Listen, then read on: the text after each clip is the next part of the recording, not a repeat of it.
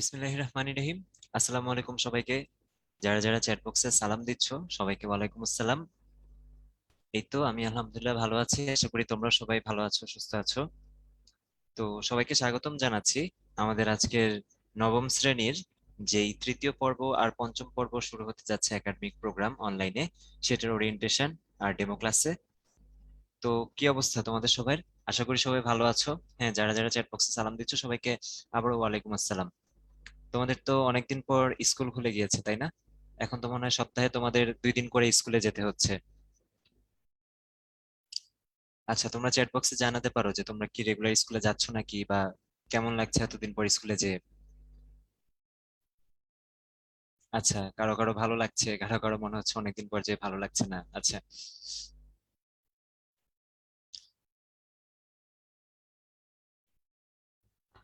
আচ্ছা, তো যাই হোক, আমরা হচ্ছে যে এখন তো অনেকদিন পর স্কুলে যে মানে একটা এখন সব সিচুয়েশন গুলো একটু অন্যরকম আগে থেকে বা নতুন। আগে হচ্ছে যে কমপ্লিটলি আমরা মানে প্রতিদিনই স্কুলে যাওয়া লাগতো, আর মাঝখানে হচ্ছে আমাদের লাইফটা এরকম ছিল, পুরো ক্লাস ছিল অনলাইনে। এখন হচ্ছে দুইটার একটা মানে মিক্সচার বা কম্বিনেশন। আমরা হচ্ছে সপ্তাহে কিছুদিন অনলাইনে ক্লাস করি, কিছুদিন হচ্ছে অফলাইনে ক্লাস করি, তাই না? আহ সপ্তাহে 2 দিন করে তোমাদের, আমি যতটুকু জানি। আচ্ছা, তো এই আর কি, আমরা একটু চেষ্টা করব যে আমাদের এই ক্লাসগুলোর মাঝে যেন একটু মানে ব্যালেন্স থাকে, কারণ এখন তুমি হচ্ছে কখনো কখনো বাসা থেকে বের হচ্ছো, আবার কখনো বাসায় বসে পড়াশোনা করছো। এই দুইটার মধ্যে একটু আমাদের ব্যালেন্স করে নিতে হবে, নিজের রুটিনটা একটু ঠিক করে নিতে হবে। আর পাশাপাশি স্কুলে যাওয়ার সময় যে সাবধানতাগুলো, আশা করি এগুলো সবাই মেনটেন করছো, যাতে করে এমন না হয় যে স্কুলে যে আমি হচ্ছে কোনো কারণে অসুস্থ হয়ে গেলাম। যতটুকু সম্ভব আমরা সেফ থাকার চেষ্টা করব। আচ্ছা, তো আমাদের এই তৃতীয় পর্ব আর পঞ্চম পর্ব তোমাদের যেটা শুরু হচ্ছে, কেউ কেউ হচ্ছে নতুন ব্যাচ, কেউ কেউ হচ্ছে আমাদের যে পুরাতন ব্যাচ, তাদের পঞ্চম পর্ব এবং ক্লাস 9-এর যেটা শেষ পর্ব সেটা আমাদের কিন্তু অনলাইনেই ক্লাস গুলো চলবে, একাডেমিক প্রোগ্রাম। আর এখানে হচ্ছে যে উইকলি এক্সাম আর পর্ব মূল্যায়ন যে পরীক্ষাগুলো, সেগুলো হচ্ছে তোমাদের জন্য অফলাইনে দেওয়ার ব্যবস্থা থাকবে। এবং এটার ব্যাপারে যদি তোমাদের কোনো প্রশ্ন থাকে আমি হচ্ছে রুটিন শেয়ার করে ক্লিয়ার করে দিব সেটা। আচ্ছা, তো আমরা যদি সামনের দিকে যাই, প্রথমেই আজকে যে টপিকটা নিয়ে আমরা একটু আলাদাভাবে কথা বলতে যাচ্ছি সেটা হচ্ছে বোর্ড পরীক্ষা নিয়ে। তোমাদের বোর্ড পরীক্ষা নিশ্চয়ই অনেক মানে এখনকার হিসেবে চিন্তা করলে 21 ব্যাচের বোর্ড পরীক্ষা হচ্ছে এই যে আগামী মাসের পরবর্তী মাসে নভেম্বর মাসে হবে খুব সম্ভবত। তারপর হচ্ছে 22 ব্যাচের বোর্ড পরীক্ষা হবে। তোমরা হচ্ছে এসএসসি 23 ব্যাচ, তাই না? আমি যদি ভুল না হয়ে থাকি, তোমাদের পরীক্ষা কিন্তু 2023 সালে এসএসসি বোর্ড পরীক্ষাটা হবে। কিন্তু এই যে ক্লাস 9-এর যেহেতু অনেকদিন পড়া হয়ে গিয়েছে তোমাদের, হ্যাঁ, অনেকটুকু কিন্তু তুমি পার করে এসেছো। আমরা যদি খেয়াল করি, আমাদের তো এই যে সেপ্টেম্বর মাসটা শেষের দিকে, এরপর অক্টোবর, নভেম্বর, ডিসেম্বর, অর্থাৎ এই বছরের আর 3টা মাস, এরপর হচ্ছে আগামী বছর। সো আলটিমেটলি 9-10-এর পড়া মিলেই তো আমার এই এসএসসি পরীক্ষাটা, তাই না? সো আমরা একটু এই যে এই ব্যাপারটা খেয়াল রাখবো যে আমাদের বোর্ড পরীক্ষার জন্য যথেষ্ট সময় আছে অবশ্যই, কিন্তু এখন থেকে যদি আমি একটু মেন্টালি প্রিপেয়ার থাকি যে বোর্ড পরীক্ষায় আসলে আমাদের কি ধরনের কোয়েশ্চেন আসে। তুমি টেস্ট পেপার পুরানোটাও কালেক্ট করতে পারো যদি সম্ভব হয়, নীলক্ষেতে এরকম পুরানো বই পাওয়া যায়, বা যদি কোনো সিনিয়র ভাই আপু থাকে, বড় ভাই যদি থাকে, বড় বোন যদি থাকে, তাদের কাছ থেকে এরকম সংগ্রহ করে নিতে পারো। তো তুমি যদি এখন থেকে একটু বোর্ড পরীক্ষা অ্যাকচুয়ালি কিরকম প্রশ্ন আসে সেটার ব্যাপারে ধারণা রাখা শুরু করো, তাহলে তোমার জন্য কিন্তু আলটিমেটলি 2023 সালে যে যখন বোর্ড পরীক্ষা দিবা সেটার জন্য একটু সুবিধা হবে। তো আমরা আজকে এই যে একটু পরে একটু পড়াশোনা করব, কেমিস্ট্রি হালকা কিছু বোর্ড কোয়েশ্চেন দেখবো আমরা হালকা পাতলা তোমাদের পড়ানো টপিক থেকেই।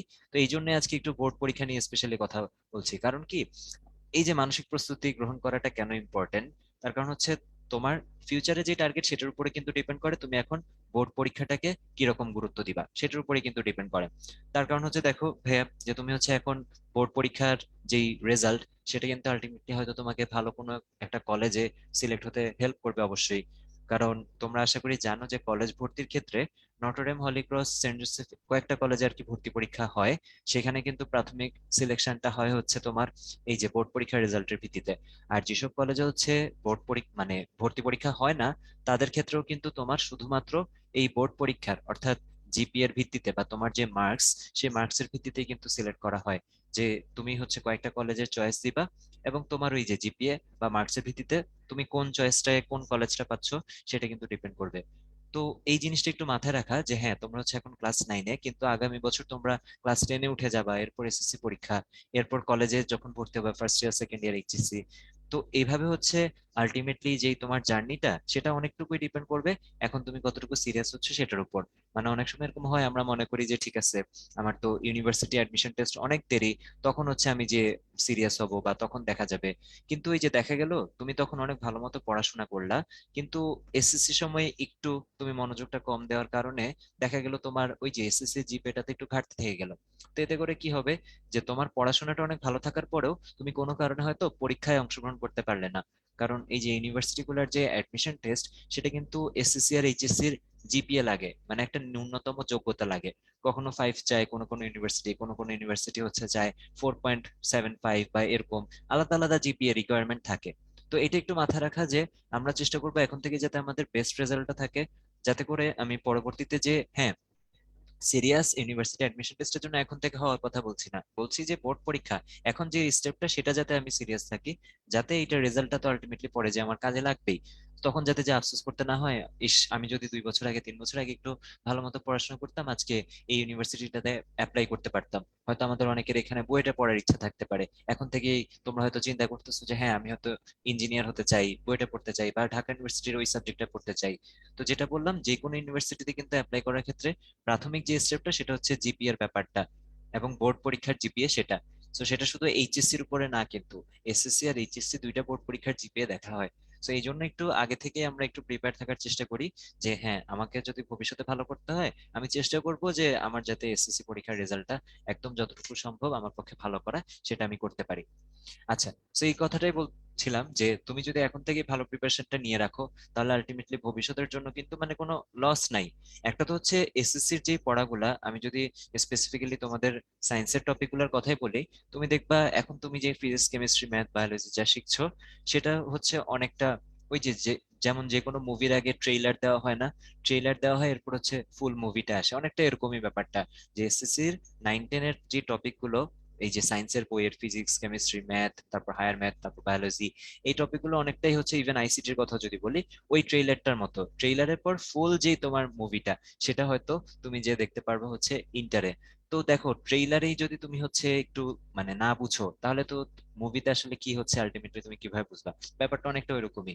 তুমি হচ্ছে 9-10-এর পড়াশোনাগুলো যদি ঠিকমতো বুঝে থাকো তাহলে বোর্ড পরীক্ষায় কাজে আসবে, প্লাস কলেজ লাইফে কিন্তু সময় অনেক কম পাওয়া যায়। হ্যাঁ, এখন যেরকম তোমরা একদম 2 বছর পাচ্ছ, কলেজ লাইফ কিন্তু ফার্স্ট ইয়ার সেকেন্ড ইয়ার পড়লেও কখনো সম্পূর্ণ 2 বছর সেভাবে পাওয়া যায় না। 1.5 বছর বা 1 বছর 7-8 মাস এরকম পাওয়া যায়। এই জন্য হচ্ছে যে এখন থেকে প্রিপারেশনটা ওইরকম রাখা যাতে করে তোমার তখন যে খুব একটা অসুবিধা না হয়। আচ্ছা, তো ডেফিনেটলি আমরা যখনই কোনো টপিক এরকম পড়বো কনসেপ্ট ক্লিয়ার করার দিকটায় তো অবশ্যই গুরুত্ব দিব। তার কারণ হচ্ছে আলটিমেটলি তুমি যদি কনসেপ্ট ক্লিয়ার করে পড়ো তাহলে হচ্ছে কিন্তু তোমার প্রিপারেশনটা সেভাবে ভালো হবে, স্ট্রং হবে।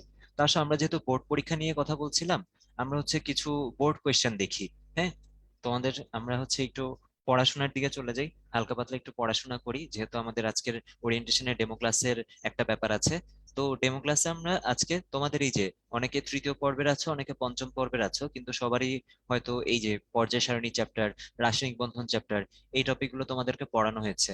তো এই যে পড়ানোর পরে তুমি আসলে একটু তোমাদেরকে এখন থেকে আইডিয়া দিয়ে রাখার জন্য, যেহেতু ভাইয়া একটু আগে বললাম যে হ্যাঁ বোর্ড পরীক্ষা ইম্পর্টেন্ট বা এই বোর্ড পরীক্ষার কোয়েশ্চেনের ব্যাপারে ধারণা রাখা উচিত।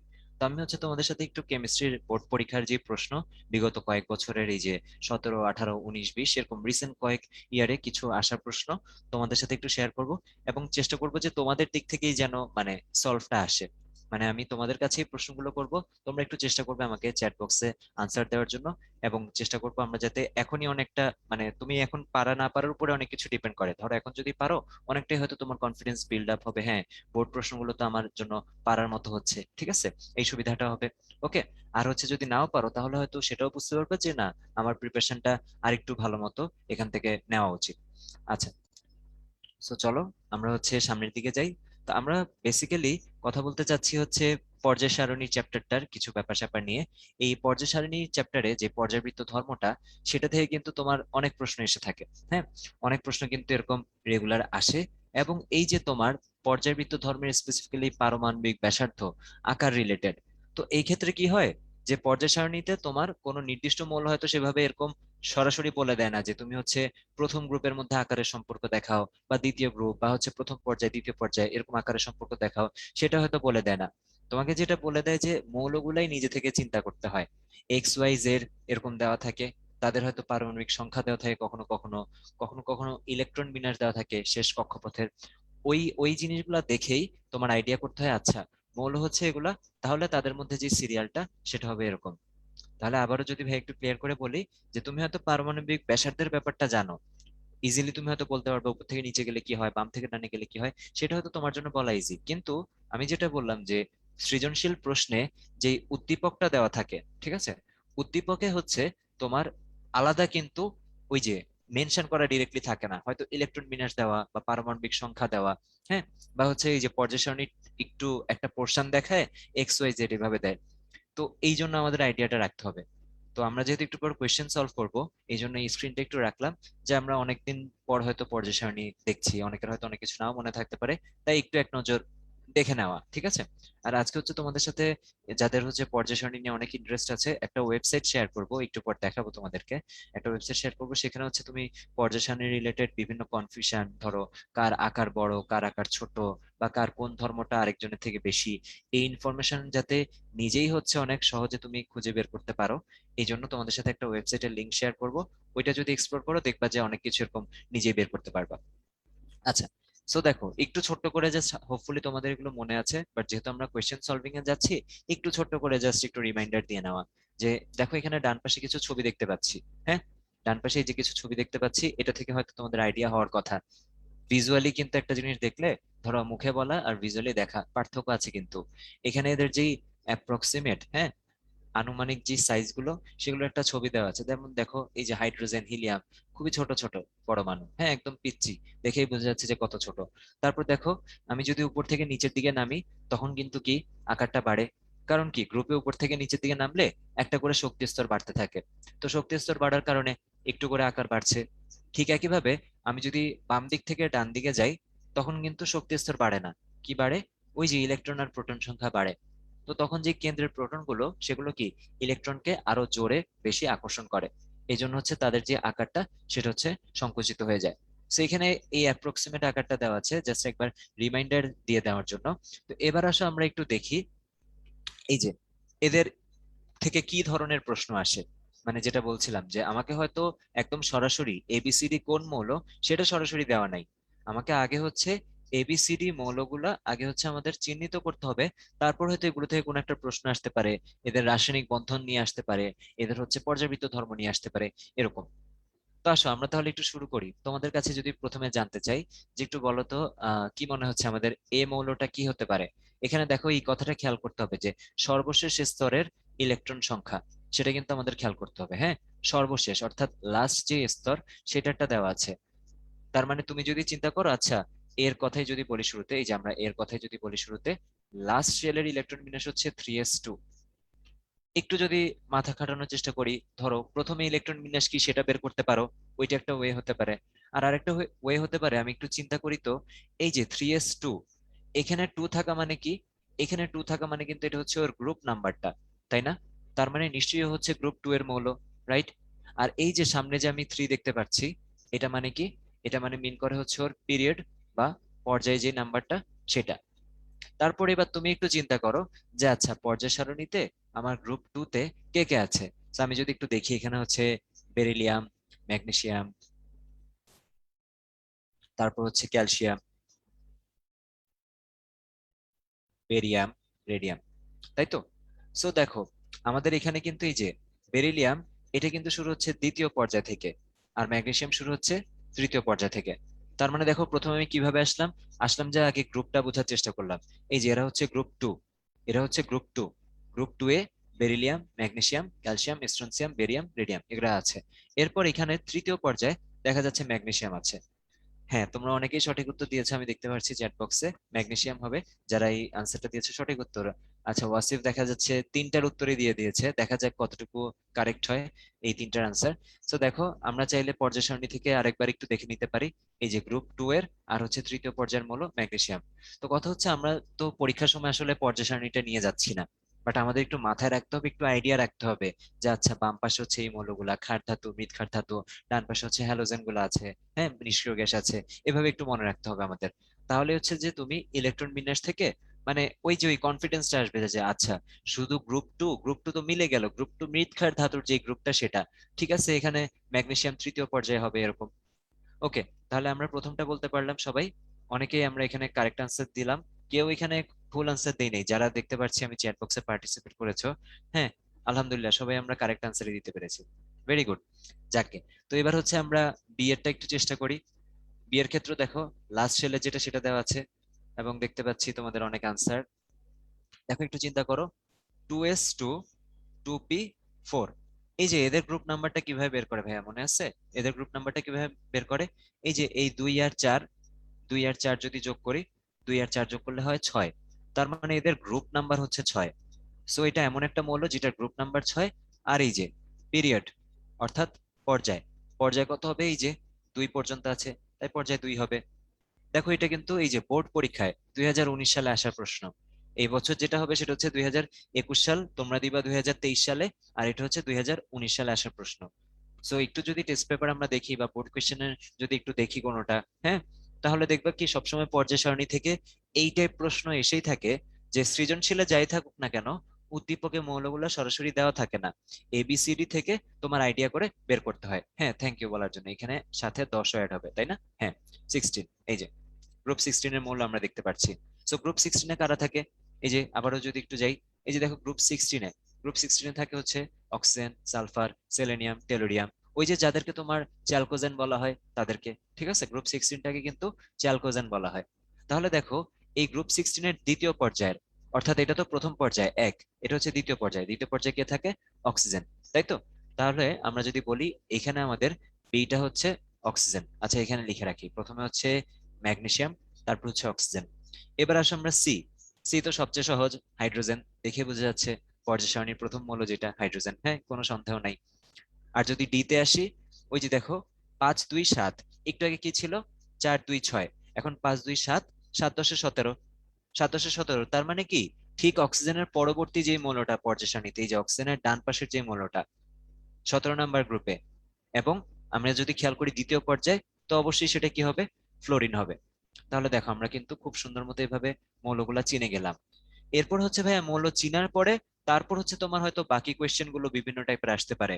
হ্যাঁ, যেমন ধরো আমি যদি বলি, ধরো এই একটা প্রশ্ন আমরা একটু চেষ্টা করি। এই যে দেখো আমাকে বললো সি আর ডি এই দুইটা মিলে যেই যৌগটা হবে, সি আর ডি মিলে যেই যৌগটা হবে সেটা একটা পোলার যৌগ, সেটা ব্যাখ্যা করো। এটা কিন্তু বোর্ড পরীক্ষায় আসে একটা প্রশ্ন। হ্যাঁ, বোর্ড পরীক্ষায় এরকম একটা প্রশ্ন এসেছে। সব গ্রুপকে মুখস্থ করব না ভাইয়া? সব গ্রুপ হচ্ছে একদম ওভাবে মুখস্থ করা লাগবে না, কিন্তু এই যে ক্ষার ধাতু, মৃৎ ক্ষার ধাতু, হ্যালোজেন বা অক্সিজেনের গ্রুপটা চ্যালকোজেন, নিষ্ক্রিয় ধাতু, হ্যাঁ সরি নিষ্ক্রিয় গ্যাস, এগুলো একটু মনে রাখতে হবে। আচ্ছা, তাহলে দেখো এই যে সি আর ডি এরা মিলে কি তৈরি করে? Hydrogen fluoride. তো এই যে হাইড্রোজেন ফ্লোরাইডে মনে আছে আমাদের এই যে ফ্লোরিনের তড়িৎ ঋণাত্মকতা অনেক বেশি আর হাইড্রোজেনের তড়িৎ ঋণাত্মকতা কম, এই জন্য হচ্ছে কি ইলেকট্রন গুলা ফ্লোরিনের দিকে একটু বেশি থাকে, এবং এখানে প্লাস চার্জ হয়ে যায় হচ্ছে ডেল্টা প্লাস এরকম হাইড্রোজেন, আর ডেল্টা মাইনাস হচ্ছে এরকম ফ্লোরিন। এভাবে হচ্ছে এরা পোলার যৌগ তৈরি করে। আচ্ছা একজন জিজ্ঞেস করেছো পোলার যৌগ কি, ঠিক আছে আমি একটু বলে দিই। পোলার যৌগ এটা কিন্তু আমাদের রাসায়নিক বন্ধন যে চ্যাপ্টারটা না, সেখানে আছে। তো আবার একটু মনে করাই যে এই যে হাইড্রোজেন ফ্লোরাইড, এই যৌগটায় কি হয়? সমযোজী যৌগ তো, ইলেকট্রন শেয়ার করে। তো ইলেকট্রন শেয়ার করার পর দেখা যায় কি ফ্লোরিনের যে তড়িৎ ঋণাত্মকতা, একটা পর্যাবৃত্ত ধর্ম আমরা জানি, কয়েকটা পর্যাবৃত্ত ধর্মের মধ্যে একটা হচ্ছে তড়িৎ ঋণাত্মকতা, সেটা একটু বেশি। বেশি হওয়ার কারণে কি হয়, এই যে ইলেকট্রনটা আসছে না, এটা একদম মাঝখানের দিকে না থেকে এটা দেখা যায় ফ্লোরিনের দিকে একটু বেশি ঝুঁকে থাকে। এই জন্য হাইড্রোজেন অনেকটা প্লাস হয়ে যায় আর ফ্লোরিন অনেকটা মাইনাস হয়ে যায়। কিন্তু এটা কিন্তু কমপ্লিট প্লাস বা মাইনাস না, এটা হচ্ছে আংশিক প্লাস বা মাইনাস, এই জন্য ডেল্টা এরকম একটা সাইন দিই, যে আমি একটু বড় করে লিখি এখানে, ডেল্টা প্লাস বা ডেল্টা মাইনাস, আংশিক ধনাত্মক বা আংশিক ঋণাত্মক এমন একটা অবস্থায় থাকে। তাহলে দেখো প্লাস মাইনাস আসলে কার ধর্ম ভাইয়া? আয়নিক যৌগের ধর্ম, তাই না? কিন্তু এখানে দেখা যাচ্ছে আয়নিক যৌগ হওয়ার পরেও এই প্লাস মাইনাসের কারণে, মানে সমযোজী যৌগ হওয়ার পরেও এই প্লাস মাইনাসের কারণে ও পোলারিটি দেখাচ্ছে। এই যে পোলার প্লাস মাইনাস, এই প্লাস মাইনাস যে ব্যাপারটা, আংশিক পজিটিভ আর আংশিক নেগেটিভ, সেটাই হচ্ছে আমাদের এখানে পোলার যৌগের কথা বলা হচ্ছে হাইড্রোজেন ফ্লোরাইডের ক্ষেত্রে।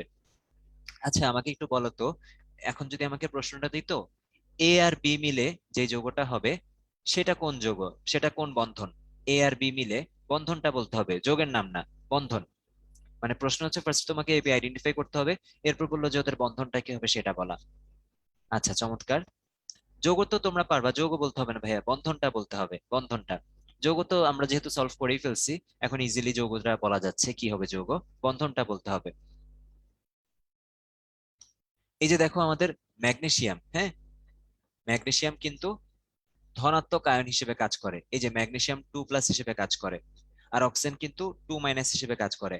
তো এই যে যেখানে ভাই এরকম চার্জের ব্যাপার চলে আসে, ধনাত্মক আয়ন ঋণাত্মক আয়নের ব্যাপার চলে আসে, সেখানেই মানে ক্যাটায়ন আর অ্যানায়নের ব্যাপার যেখানেই চলে আসে, সেখানে কি আমরা আয়নিক নিয়ে কথাবার্তা বলি। সো ম্যাগনেসিয়াম অক্সাইড কিন্তু আমাদের আয়নিক যৌগ, ঠিক আছে, ম্যাগনেসিয়াম অক্সাইড কিন্তু আয়নিক যৌগ।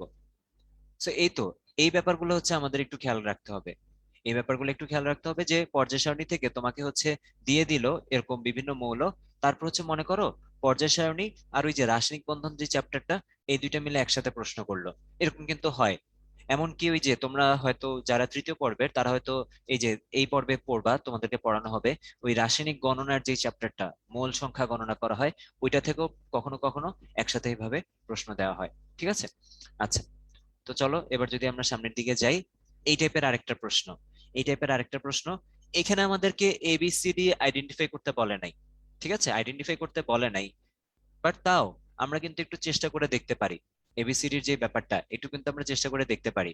একটু কি চেষ্টা করা যায়? আমরা ফার্স্টে চেষ্টা করি এ কি হবে, এটা একটু বলার চেষ্টা করি। দেখো ক্লোরিনের বাম পাশে আছে, হ্যাঁ, ক্লোরিনের থেকে একটা আগে, আমরা পারবো মনে হয় এটা, তাই না?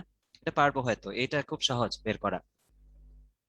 এই যে সালফার দেখো, 11, 12, 13, 14, 15, 16, 16 নম্বর মৌলটা, ঠিক আছে, হ্যাঁ এক্স্যাক্টলি এভাবে মনে রাখতে পারো।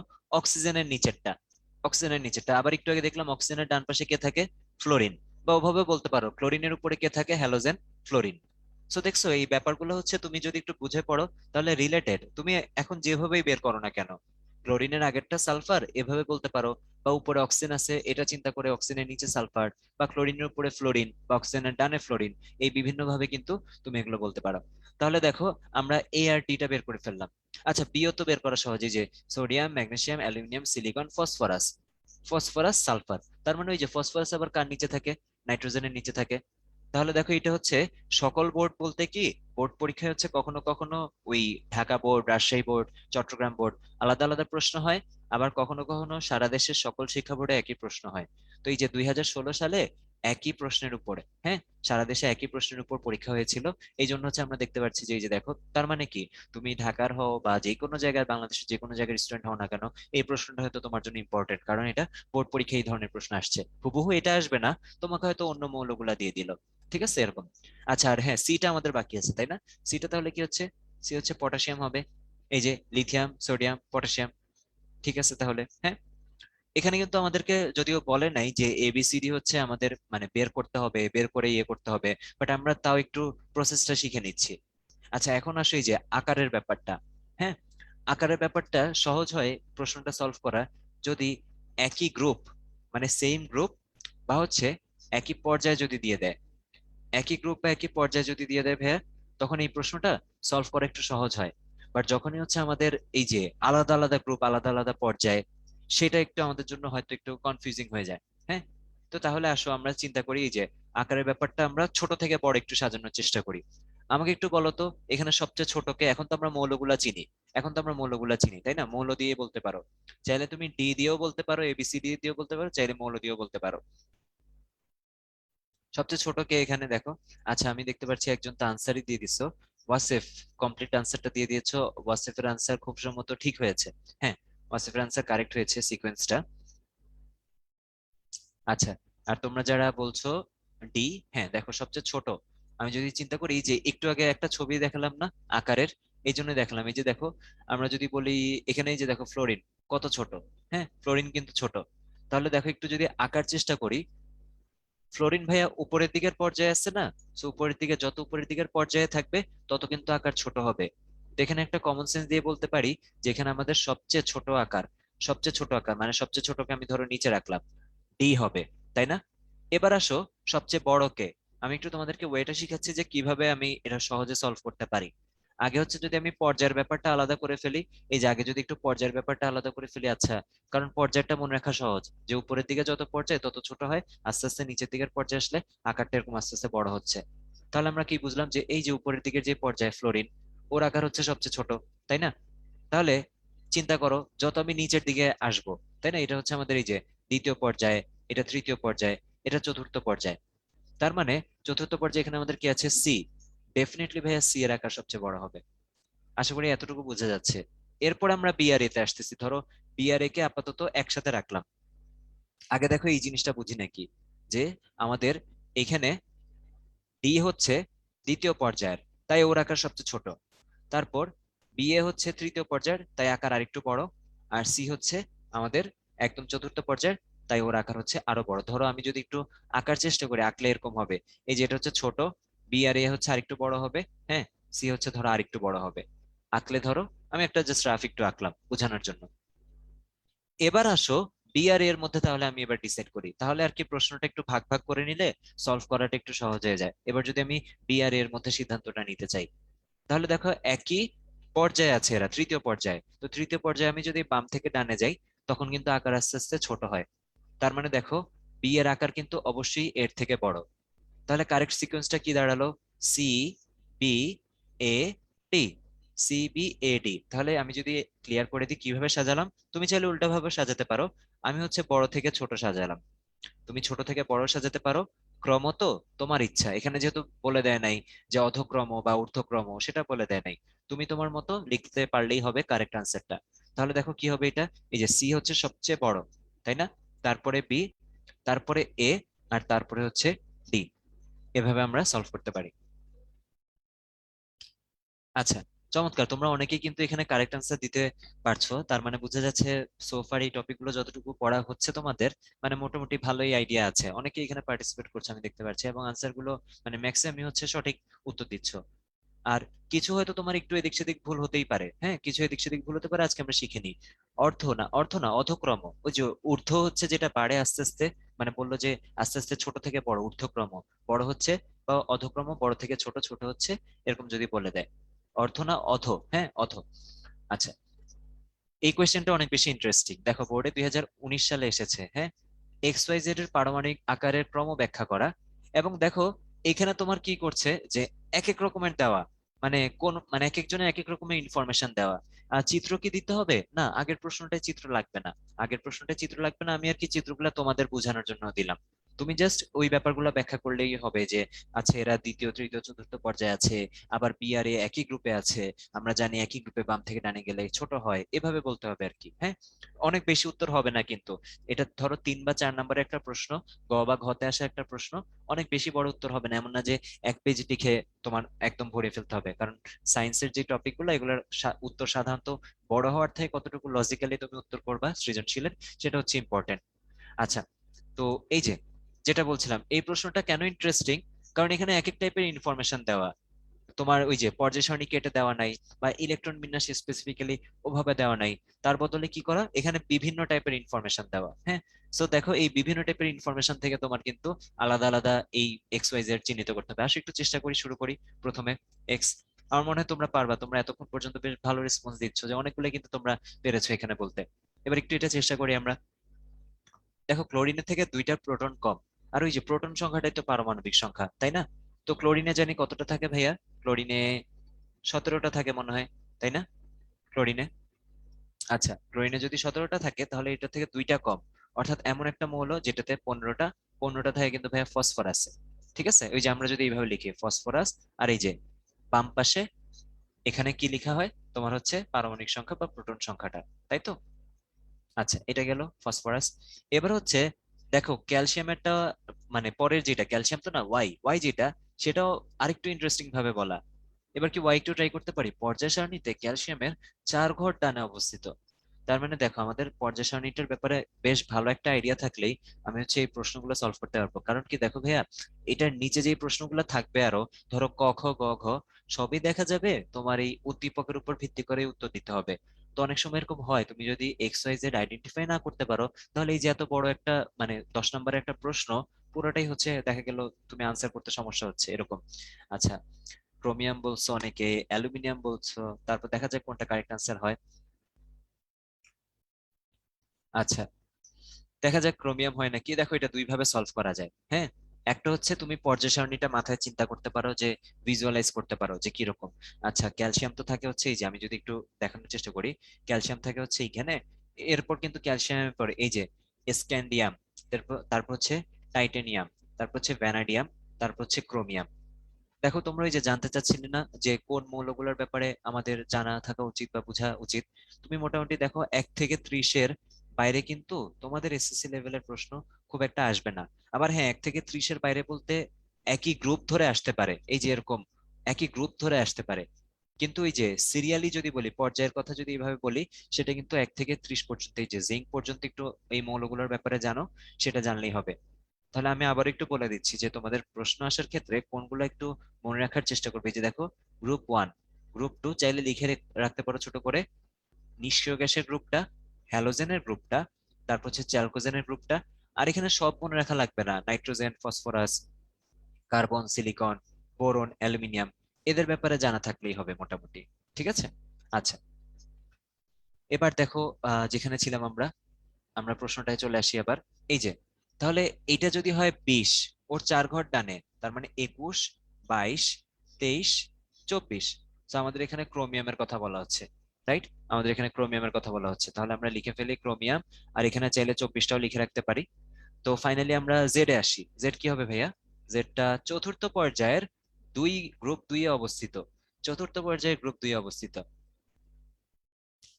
খুব ভালো কোয়েশ্চেন, কিন্তু এই প্রশ্নটা খুবই ভালো একটা প্রশ্ন। চতুর্থ পর্যায়, চতুর্থ পর্যায় মানে তুমি যখন ওর ইলেকট্রন বিন্যাস করবা, এরকম 4টা কক্ষপথ থাকবে ওর, তাই তো চতুর্থ পর্যায়ে। আর গ্রুপ 2-এ অবস্থিত মানে ওর সর্বশেষ কক্ষপথে 2টা ইলেকট্রন থাকবে। তাহলে এই যে 8 8 16, 16 2 18, 18 2 20, 20 আসলে কার হয়? 20 আসলে ক্যালসিয়ামের হয়। এই যে ক্যালসিয়াম। খেয়াল করলা প্রশ্নটা কেন ইন্টারেস্টিং? কারণ একটু আগে ওয়াই এর পরিচয় দেওয়ার সময় কিন্তু ক্যালসিয়ামের হেল্প নিচ্ছিল। হ্যাঁ, ওয়াই এর পরিচয় দেওয়ার সময় কিন্তু ক্যালসিয়ামের হেল্প নিচ্ছিল, ক্যালসিয়াম দিয়ে পরিচয় দেওয়ার চেষ্টা করলো। এরপর আবার জেড এর পরিচয়টা যখন দিল, তখন কিন্তু ঠিকই তোমার ক্যালসিয়ামের প্রশ্নটা চলে আসলো। তো অনেক সময় পরীক্ষার সময় এরকম আমাদের হয়, যে তুমি যখন একটু আগে দেখলা যে ওয়াই কে ক্যালসিয়াম দিয়ে পরিচয় দিচ্ছে, জেড এর উত্তরটা ক্যালসিয়াম আসলো, আমরা কিন্তু আরেকবার চেক করি, আচ্ছা আসলে কি ক্যালসিয়াম হবে? তো তাহলে ক্যালসিয়ামেরটা আগে কেন এরকম বললো, আরেকবার একটু চেক করে দেখি তো। আমাকে একটু বলো তো, এরকম চেক কে কে করো যখন হচ্ছে এরকম একটা জিনিস হঠাৎ করে, মানে যে উত্তরটা আমি আশা করছিলাম না সেটা যদি না চলে আসে, তাই না? তোমরা অনেকেই করো। কারণ দেখো, একটু আগে ওয়াই এর কথা, মানে ক্রোমিয়ামের পরিচয় দেওয়া হচ্ছিল ক্যালসিয়াম দিয়ে, এখন হঠাৎ করে জেড চলে আসলো ক্যালসিয়ামে। চাইলে কিন্তু বলতেই পারতো যে জেড এর মাধ্যমে ওয়াই এর পরিচয়। আচ্ছা, অনেকেই ইয়েস লিখেছে চ্যাট বক্সে, আমি করি বলছে। আচ্ছা হ্যাঁ, এরকম হয় কিন্তু, এটা সবারই হয় আমাদের। আমরা যত ছোট থেকে বড় হই, এই কিছু জিনিস আমাদের থাকে যে, মানে আনএক্সপেক্টেড কোনো উত্তর চলে আসলে, হ্যাঁ আমরা হচ্ছে যে বারবার ওইটা কনফার্ম করি, রিচেক করি, যে আচ্ছা আসলেই ঠিক আছে নাকি। আচ্ছা, একজন বলছে আবার একটু বলার জন্য। আপনি করেন? হ্যাঁ ভাইয়া, আমিও করি, আমিও করি, অবশ্যই করি, আমিও করি। যদি কোনো একটা উত্তর দেখে মনে হচ্ছে যে আনএক্সপেক্টেড, তখন আবার একটু চেক করি। আচ্ছা, একজন যে বলছে বুঝো না, এই যে দেখো চতুর্থ পর্যায়, হ্যাঁ চতুর্থ পর্যায় মানে ওর এই যে 1 2 3 4, 4টা কক্ষপথ ব্যবহার হবে। এবং গ্রুপ 2 অবস্থিত মানে কি, লাস্ট কক্ষপথে ওর 2টা ইলেকট্রন আছে। বা তুমি চাইলে ওই যে পর্যায় সারণী থেকে তোমাকে আমি দেখাই, এই যে দেখো, আহ এই যে 1 2, 1 2 3 4, চতুর্থ পর্যায়ের গ্রুপ 2, চতুর্থ পর্যায়ের গ্রুপ 2 ক্যালসিয়াম। ঠিক আছে, আশা করি বুঝতে পারছো এবার। আচ্ছা, আমরা তো বেশ কিছু প্রশ্ন দেখলাম পর্যায় সারণী থেকে। এবার রাসায়নিক বন্ধন থেকে একটু দেখি। আমাকে একটু বলো তো, তোমাদের কি মুক্ত জোড় ইলেকট্রন আর বন্ধন জোড় ইলেকট্রনের ব্যাপারটা খেয়াল আছে নাকি? হ্যাঁ, 4s2 দিয়ে করলে হবে। এটা কিন্তু বোর্ড পরীক্ষা, এটা থেকে বেশ কয়েকবার প্রশ্ন আসছে বোর্ড পরীক্ষায়। আমি তোমাদেরকে নমুনা প্রশ্ন দেখাবো, তো তার আগে একটু আর কি কনসেপ্ট একটু রিভাইজ করে নিতে যাচ্ছি, যদি কেউ ভুলে যেয়ে থাকি আর কি, সেজন্য। আচ্ছা, তোমরা এটা দেখা হয়েছে তাই না? তো আসি একটু ছোট্ট করে, তাহলে আমরা বেশিক্ষণ লাগবে না, একটু রিভাইজ করে নিই। হ্যাঁ, সেকেন্ড স্লাইডটা দেখবা, সেকেন্ড স্লাইড কোনটা ছিল একটু বলো। এই যে এটা দেখতে চাচ্ছিলা? হ্যাঁ হ্যাঁ, অবশ্যই আমি আবার একটু রিভিশন টাইপ দিয়ে দিব, ঠিক আছে? আমরা কোয়েশ্চেন সলভ করতে যাওয়ার আগে এই যে এগুলোর যেমন একটু কনসেপ্টটা আমরা মনে করে নিলাম, ওইটাও একটু মনে করায় দিব, কোনো সমস্যা নেই। হ্যাঁ এটা ছিল মনে হয়, তাই না? মৌমি বলেছিল, আশা করি দেখতে পেরেছো। ওকে, তো চলো আমরা হচ্ছে যাই। এই যে মুক্ত জোড় আর বন্ধন জোড় গণনা, প্রথমে একটু এটা মনে করে নি যে বন্ধন জোড় কারা। দেখো জোড় কেন বলে, আমরা এখানে মূলত ইলেকট্রন যেই জোড়ায় জোড়ায় থাকে সেই ইলেকট্রন জোড়া, বা ইংলিশে যদি বলি ইলেকট্রন পেয়ার নিয়ে কথা বলতে চাচ্ছি। হ্যাঁ, যদি কেউ ইংলিশ ভার্সনের থেকে থাকো তাদের জন্য একটু বলে দিচ্ছি, মুক্ত জোড় মানে হচ্ছে ভাইয়া লোন পেয়ার, এলপি দিয়ে লিখে সংক্ষেপে, লোন পেয়ার। আর বন্ধন জোড় মানে হচ্ছে বন্ড পেয়ার। সো ইলেকট্রনকে কি যে এইভাবে জোড়ায় জোড়ায় হিসাব করা হয়, সেই ব্যাপারটা নিয়ে আমরা এখানে কথা বলতে যাচ্ছি। ঠিক আছে, তো দেখো এই যে মুক্ত জোড় কোনটা, বোঝাই যাচ্ছে যেটা কিনা মুক্ত আছে বা ফ্রি আছে। তার মানে কি, মুক্ত জোড় ইলেকট্রন যেটা, সেটা বন্ধন গঠনে অংশ নেয় না। আর বন্ধন জোড় নাম থেকে বোঝা যাচ্ছে যে বন্ধন গঠনে অংশ নেয়, বন্ধন গঠনে অংশ নেয়। তো একটু খেয়াল করো, এই যে কার্বনের কয়টা ইলেকট্রন থাকে, 6টা। তো 6টা ইলেকট্রন কিভাবে থাকে, এই যে 2,4। তার মানে দেখা যাচ্ছে এই যে ওর সর্বশেষ শক্তি স্তরে কয়টা ইলেকট্রন ভাইয়া, 4টা। তো ওর এই 4টা ইলেকট্রন, ধরো কার্বনেরটা আমরা ক্রস দিয়ে বুঝাচ্ছি, এই যে কার্বনেরটা দেখো এখানে ক্রস দিয়ে বোঝানো হচ্ছে। ও যদি ওর এই 4টা ইলেকট্রন শেয়ার করে, আর হাইড্রোজেনের ইলেকট্রন বিন্যাস কিরকম, 1, মানে একটাই। ও যদি ওর 4টা ইলেকট্রন হাইড্রোজেনের 4টা ইলেকট্রনের সাথে শেয়ার করে, মানে 4টা হাইড্রোজেনের 4টা ইলেকট্রন সেটার সাথে যদি শেয়ার করে, তাহলে আলটিমেটলি কি হচ্ছে, 4 এ 4 এ 8, অর্থাৎ দেখো অষ্টক পূর্ণ হচ্ছে কিন্তু। এই যে লাস্ট কক্ষপথে 8টা ইলেকট্রন হয়ে যাচ্ছে কিন্তু, এবং এই 4টাই কি বন্ধন তৈরি করছে। তাহলে তোমাকে যদি বলা হয় মিথেন অণুতে বন্ধন জোড় ইলেকট্রন কয়টা, আচ্ছা আমরা একটু সংক্ষেপে এভাবে লিখার সিস্টেমটা শিখি।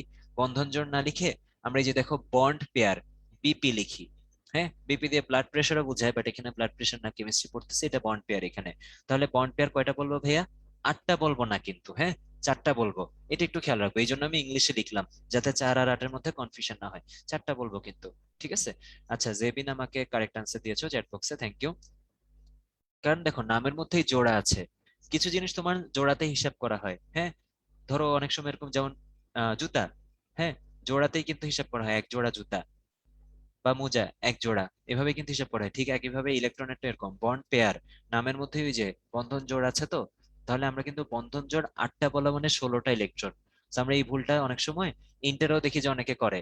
তো আমরা আজকে একটু শিখে নিই বা জেনে নিই, এই জিনিসটা একটু খেয়াল রাখবো, যে বন্ড পেয়ার মানে হচ্ছে বন্ধন জোড় 4টা, ইলেকট্রন কয়টা যদি বলে, ইলেকট্রন হচ্ছে 4 দুগুণে 8টা, তুমি এভাবে বলবা।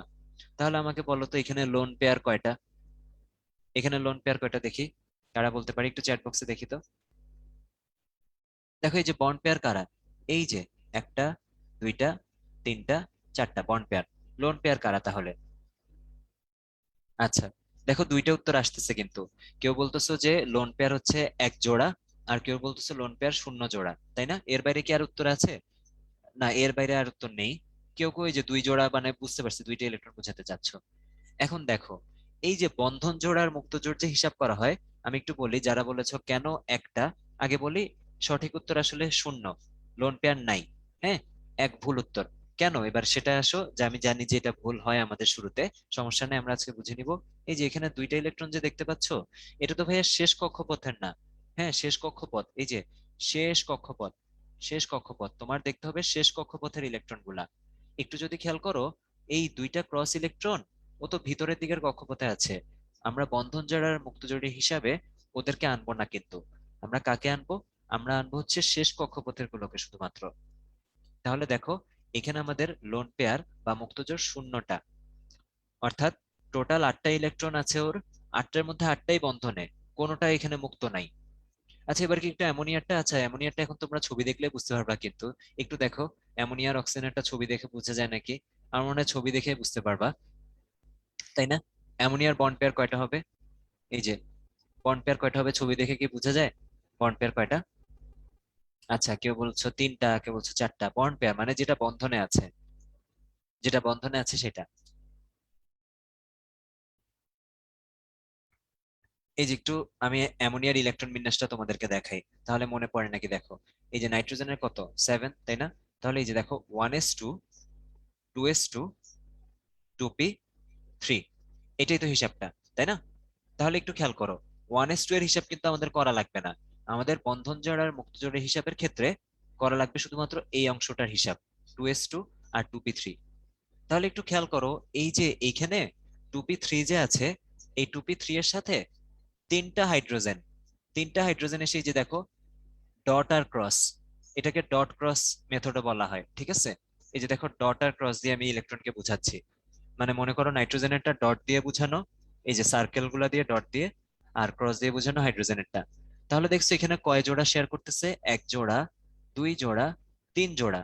এই যে আমি যদি আরো ক্লিয়ার করে বলি, এই যে দেখো এই তিন জোড়া, এই তিনটার সাথে এই তিনটা, মানে নাইট্রোজেনের এই যে 2p3 এর তিনটার সাথে হাইড্রোজেনের তিনটা শেয়ার করতেছে। তার মানে এখানে ভাইয়া বন্ধন জোড়া কয়টা? বন্ড পেয়ার, বন্ড পেয়ার হচ্ছে ভাইয়া তিন জোড়া বা ছয়টা ইলেকট্রন। বন্ড পেয়ার তিন জোড়া আর ইলেকট্রন হচ্ছে ছয়টা। আর এই যে দেখো 2s টা কিন্তু কারোর সাথে শেয়ার করে নাই, 2s2টা কিন্তু কারোর সাথে শেয়ার করে নাই, এই যে 2s2 উপরে যে দুইটা দেখতে পাচ্ছ সেই দুইটা। তাহলে আমরা কি বলবো? লোন পেয়ার একটা, লোন পেয়ার একটা। তাহলে কি হচ্ছে ভাইয়া? বন্ড পেয়ার তিনটা, লোন পেয়ার একটা। কারো কি এখানে বুঝতে অসুবিধা হয়েছে কিছু? তাহলে আমাকে চ্যাট বক্সে বলতে পারো, আমি চ্যাট বক্স দেখছি। কোনো সমস্যা এতটুকু পর্যন্ত? তাহলে আমরা অক্সিজেনেরটা যেতে পারি, তাই না? আচ্ছা, থ্যাংক ইউ রেসপন্স করার জন্য, থ্যাংক ইউ সবাইকে। দেখো এবার হচ্ছে অক্সিজেনেরটা আসি। এই যে অক্সিজেনেরটা যদি একটু খেয়াল করো, এই যে দেখো আমাদের, যদিও দেখেই বলে দেওয়া যাচ্ছে এখন, এই যে দেখো বন্ড পেয়ার কয়টা, এই যে বন্ড পেয়ার কয়টা, আমরা একটু দেখি বন্ড পেয়ার। এই যে দুইটা, এই একটা জোড়া, এই একটা জোড়া। আর লোন পেয়ার কয়টা? লোন পেয়ার দেখো এই যে ডট, এই যে দুইটা ইলেকট্রন, এদেরকে দেখে বোঝা যাচ্ছে সেটা হচ্ছে লোন পেয়ার দুইটা। আচ্ছা, তোমাদেরকে আরেকটা কথা একটু বলে রাখি, যখনই তুমি দেখবে হচ্ছে এই যে এরকম এ বি, এরকম একক বন্ধন আছে এদের মধ্যে, ঠিক আছে? একটা বন্ধন। আচ্ছা, একজন বলেছে মাহমুদুর আরেকবার বলার জন্য, ঠিক আছে আরেকবার বলে দিব আমি এমনই একটা। আগে একটু এটা বলে নি, দেখো এই যে এ বি এর কথা যদি বলি, এ একটা, বি একটা, ঠিক আছে? একটু দেখো, এদের মাঝখানে যখন আমি একটা দাগ দিলাম, এই একটা দাগ মানে মিন করে এরা এক জোড়া ইলেকট্রন শেয়ার করতেছে, এবং এটি হচ্ছে ওই বন্ধন জোড়টা। ধরো আমি যদি বলি এরকম, আমাকে বলো তো, এটা হচ্ছে নাইট্রোজেন অণু আঁকলাম, নাইট্রোজেন অণুতে ত্রিবন্ধন থাকে, ঠিক আছে? আমাকে বলো তো দুইটা নাইট্রোজেন কয়টা ইলেকট্রন শেয়ার করতেছে তাহলে? জোড়া বলি নাই কিন্তু, কয়টা ইলেকট্রন বলছি এবার, কয়টা ইলেকট্রন। হ্যাঁ, কয়টা ইলেকট্রন বলছি এবার ভাইয়া। যদি বলতাম বন্ধন জোড় কয়টা, সেটার উত্তর একটা। আর যদি বলতাম কয়টা ইলেকট্রন, সেটার উত্তর কিন্তু আরেকটা। এখন বলছি কয়টা ইলেকট্রন, তাহলে ইলেকট্রন হচ্ছে ভাইয়া এখানে ছয়টা। ওই যে যতটা বন্ধন, এই যে দেখো যতটা দাগ দিচ্ছি, দাগ দিয়ে আমি বন্ধন বুঝাচ্ছি, বন্ড বুঝাচ্ছি, প্রত্যেকটা বন্ডে দুইটা করে ইলেকট্রন বা দুইটা করে বন্ধন জোড় ইলেকট্রন। তার মানে তিন দুগুণে তিনটা বন্ড আছে, তিন দুগুণ এখানে ছয়টা ইলেকট্রন। ওকে, আচ্ছা। তাহলে যারা আমাকে ওই যে অ্যামোনিয়ারটা বলছিল আরেকবার বলার জন্য, আসো একটু অ্যামোনিয়ারটা বলি, হ্যাঁ? আরেকবার একটু অ্যামোনিয়ারটা তোমাদের সাথে শেয়ার করি। এই যে আমি এটা মুছলাম, ক্লিয়ার করলাম আরেকবার বলার জন্য। তো দেখো এই যে বেশিক্ষণ লাগবে না, এটা 1 মিনিট লাগবে না। 1s2, 2s2, 2p3, এটা তো হচ্ছে নাইট্রোজেনের ইলেকট্রন বিন্যাসটা। হ্যাঁ, এখন এই যে নাইট্রোজেনের ইলেকট্রন বিন্যাসে দেখো এই যে হাইড্রোজেন যে আসলো তিনটা, এই তিনটা নাইট্রোজেনের ইলেকট্রনের সাথে হাইড্রোজেনের কি 1s1 না? এই যে হাইড্রোজেনের 1s1 যদি লিখি, এই যে তিনটা হাইড্রোজেনের 3 × 1s1, হাইড্রোজেন তো তিনটা আসবে, তাহলে তিনটা 1s1 এর সাথে এই যে 2p3 এর ইলেকট্রন শেয়ার করলে টোটাল হয় তোমার তিন জোড়া, তিন জোড়া। আবারও একটু ক্লিয়ার করে বলি, দেখো নাইট্রোজেনের তিনটা আর হাইড্রোজেনের তিনটা, তিন তিনে তাহলে কয়টা হচ্ছে? ছয়টা ইলেকট্রন, ছয়টা ইলেকট্রন। হ্যাঁ, তো এই ছয়টা ইলেকট্রনকে তোমার বলা হচ্ছে বন্ধন জোড়। আর এই যে শেষ কক্ষপথের, ওই যে আমরা বললাম মুক্ত জোড় বন্ধন জোড় গণনা করার সময় আমি শেষ কক্ষপথটা হিসাব করব, এই যে 1s এর হিসাব এখানে করা লাগবে না আমার, আমার জাস্ট এই যে 2s2 আর 2p3 দেখলেই হবে। তাহলে বন্ধনে হচ্ছে তিন জোড়া, আর মুক্ত জোড় যারা কিনা বন্ধনে নাই ভাইয়া, হ্যাঁ, তারা হচ্ছে তোমার এখানে দুই জোড়া। ইংলিশে লিখি, সরি দুই জোড়া না, এক জোড়া। হ্যাঁ, এক জোড়া ইলেকট্রন, দুইটা জোড়া একটা, এক জোড়া, ঠিক আছে? 1s2টা কই যায়? 1s2 আছে, 1s2 এখানেই আছে, 1s2 কোথাও যায় নাই। কিন্তু এই যে মুক্ত জোড় বন্ধন জোড়, এগুলো হিসাব করার সময় ওর হিসাবটা নাই আর কি। ওই যে দেখো লিখে রাখছি, মুক্ত জোড় আর বন্ধন জোড় হিসাব করা মানেই হচ্ছে শেষ কক্ষপথের ইলেকট্রনটা হিসাব করা, ঠিক আছে? আসো আরেকটা এক্সাম্পল দেখি, আমাদের এখনো টপিকটা শেষ হয়নি, আরেকটা এক্সাম্পল দেখি। কার্বন ডাই অক্সাইড, এটা কিন্তু বোর্ড পরীক্ষায় আসা প্রশ্ন। কার্বন ডাই অক্সাইডটা এখন পর্যন্ত বোর্ড এক্সামে 2 থেকে 3 বার আসছে, অ্যাটলিস্ট দুইবার আসছে আমার মনে আছে, আমি শিওর একদম। হ্যাঁ, অ্যাটলিস্ট দুইবার এটা বোর্ড পরীক্ষায় আসছে। তিনবার বা এরকমও হতে, আরো বেশি হতে পারে, দুইবার অ্যাটলিস্ট আসছে। হ্যাঁ, একটু পরে একটা বোর্ড কোয়েশ্চেনও দেখাবো যে কার্বন ডাইঅক্সাইডের যে আসছে। তো দেখো, যে ব্যাপারটা বলছিলাম, আগে একটু আমরা ধাপে ধাপে চেষ্টা করি যে কার্বন ডাইঅক্সাইডের, ধরো সব বাদ, হ্যাঁ সব বাদ, মানে আবার একটু রিফ্রেশ করি, একটু বলার চেষ্টা করি কার্বন ডাইঅক্সাইডে ভাইয়া বন্ধন জোড় কয়টা আছে। বন্ধন জোড় বলছি কিন্তু, ইলেকট্রন কয়টা বলি নেই, বন্ধন জোড় কয়টা। একটু বলা যায় কি এটা বন্ধন জোড় কয়টা। ডট দ্বারা কিন্তু মুক্ত ইলেকট্রন গুলাকে বোঝানো হয়। এই যে বাইরে যে ডট দেখতে পারতেছো, এটা দিয়ে মুক্ত জোড় বা এলপি, ওই যে লোন পেয়ার, ওদেরকে বোঝানো হচ্ছে মুক্ত জোড় বা লোন পেয়ার। বন্ধন জোড় কয়টা, বন্ধন জোড় কয়টা। দেখো একটু আগে আমি হিন্ট দেই কিভাবে বলবো এটা। হিন্ট দিব হচ্ছে এইটা, যে এই যে চিন্তা করবা, যদি একটা করে দাগ থাকে, ওই প্রতি একটা দাগে, প্রতি একটা দাগ মানে এখানে এক জোড়া বন্ধন জোড় আছে, বা one BP, one bond pair আছে, সেটা বলা যায় একটা দাগে। তাহলে দাগ কয়টা সেটা একটু দেখো, তাহলে বলাটা তোমার জন্য সহজ হবে। ঠিক আছে, মানে এই যে ভাই একটা ছোট্ট উদাহরণ দেখো, তখন যখন হচ্ছে আমরা এই যে হাইড্রোজেন ফ্লোরাইড লিখি না, তখন কিভাবে বলি এটা বুঝাই যে হাইড্রোজেনের একটা ইলেকট্রন আর ফ্লোরিনের একটা ইলেকট্রন, এরা দুইটা শেয়ার করছে দেখেই তাদের মাঝখানে একটা দাগ দেই। সো যতটা বন্ধন হচ্ছে, তার মানে কি তত জোড়াই কিন্তু ইলেকট্রন এখানে আছে। তাহলে দেখো এই যে একটা দাগ, দুইটা, তিনটা, চারটা, চারটা দাগ মানে কি চার জোড়া। হ্যাঁ, চারটা দাগ মানে বন্ধন চারটা, আর বন্ধন চারটা মানে চার জোড়া ইলেকট্রন। তাহলে এখানে আমাদের আশা করি, যেমন আমি যদি বলি তোমাদের অনেক অপরিচিত যৌগ দিবে না, কার্বন ডাইঅক্সাইডের সংকেতটা কিন্তু তোমাদের পারার কথা, তাই না? আমরা অনেকদিন ধরে জানি কার্বনের যোজনী হচ্ছে 4, তারপর অক্সিজেনের যোজনী হচ্ছে 2, এই জন্য কার্বন ডাইঅক্সাইডের সংকেত হচ্ছে এটা। তো তুমি যদি একবার সংকেতটা লিখে ফেলতে পারো, ঠিক আছে, একবার যদি সংকেতটা অর্থাৎ গাঠনিক সংকেতটা লিখে ফেলতে পারো, তখন দেখবে কি তুমি ইজিলি এটা বের করতে পারতেছো। তাহলে কয়টা হলো, এই যে দেখো 1 2 3 4, 1 2 3 4। তাহলে আমি যদি একটু একে বুঝাই, এই যে এখানে অক্সিজেনের একটা ইলেকট্রন, এখানে অক্সিজেন আরেকটা ইলেকট্রন দিচ্ছে, এখানে এই অক্সিজেনটা একটা ইলেকট্রন দিল, এখানে এই অক্সিজেনটা আরেকটা ইলেকট্রন দিল।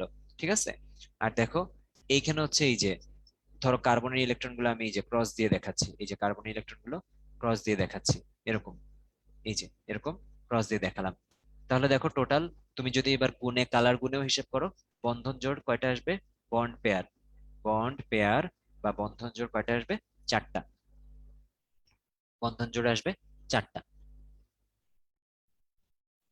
স্ট্রাকচারাল ফর্মুলা মুখস্থ করা লাগবে নাকি সবগুলা? না দেখো, স্ট্রাকচারাল ফর্মুলা এক নম্বর কথা হচ্ছে এটা অত মুখস্থ করা লাগবে না, যদি এটা বুঝে বুঝে অনেকটুকুই পারা যায়। কিন্তু এই যে কমন কিছু যৌগ আছে না, ধরো মিথেন, অ্যামোনিয়া, পানি, তোমাদের এসএসসি লেভেলের জন্য মানে 9 10 লেভেলের জন্য মিথেন, অ্যামোনিয়া, পানি এগুলো অনেক ইম্পর্টেন্ট।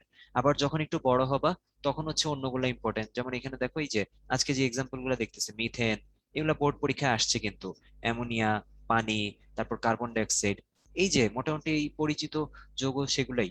হ্যাঁ, আর ইন্টারে যে হয়তো আরো কিছু কঠিন এক্সাম্পল শিখবা এরকম। আচ্ছা, লোন পেয়ার কয়টা তোমরাই বলো এবার, লোন পেয়ার কয়টা হচ্ছে ভাইয়া,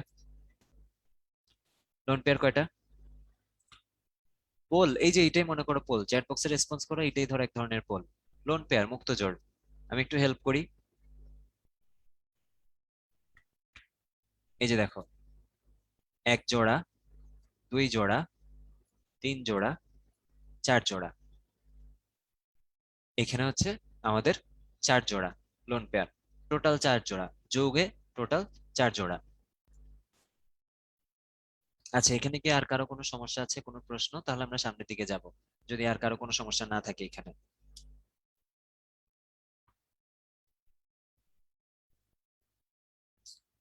আচ্ছা, তানজি বলছে লোন পেয়ারটা বুঝি নাই। এই যে দেখো লোন পেয়ারটা যেটা বন্ধন গঠনে অংশগ্রহণ করে নাই, হ্যাঁ তুমি বলতে পারো এটা কিভাবে আসছে সেটা। সো দেখো এই যে অক্সিজেন 8টা আগের পেজে দেখালাম না, এই যে অক্সিজেন 8টা, দেখো এই যে 1s2, তারপর দেখো 2s2, তারপরে দেখো 2p4। তার মানে একটু হিসাবটা দেখো, 4 এ 2 এ টোটাল 6টা ইলেকট্রন, টোটাল 6টা ইলেকট্রন এই যে অক্সিজেনের শেষ কক্ষপথে থাকে। তো 6টার মধ্যে দেখো যদি দুইটা বন্ধনে অংশগ্রহণ করে, তাহলে বাকি থাকে কয়টা, চারটা, তাই না? আবারও বলতেছি, আমি একটু মনোযোগ দিয়ে দেখো, এই যে আমি লাস্ট কক্ষপথের ইলেকট্রন বিন্যাস যদি দেখি, 2s2 2p4, 2s2 2p4। এখন এই যে 2s2 2p4 এ তোমার দুইটা ইলেকট্রন, এই যে দেখো লাল কালারের যে দুইটা ইলেকট্রন আমি হাতে আঁকলাম, এই দুইটা ইলেকট্রন কিন্তু ও বন্ধনে দিছে, আর দেয় নাই কয়টা? এই যে 6 থেকে 2 বাদ গেলে থাকে 4টা। 4টা ইলেকট্রন ও বন্ধনে দেয় নাই। যেই 4টা ইলেকট্রন বন্ধনে দেয় নাই তারাই তো লোন পেয়ার। মানে ওই তো লোন পেয়ার, মানে 4টা ইলেকট্রনকে লোন পেয়ারে বলবা তুমি দুইটা।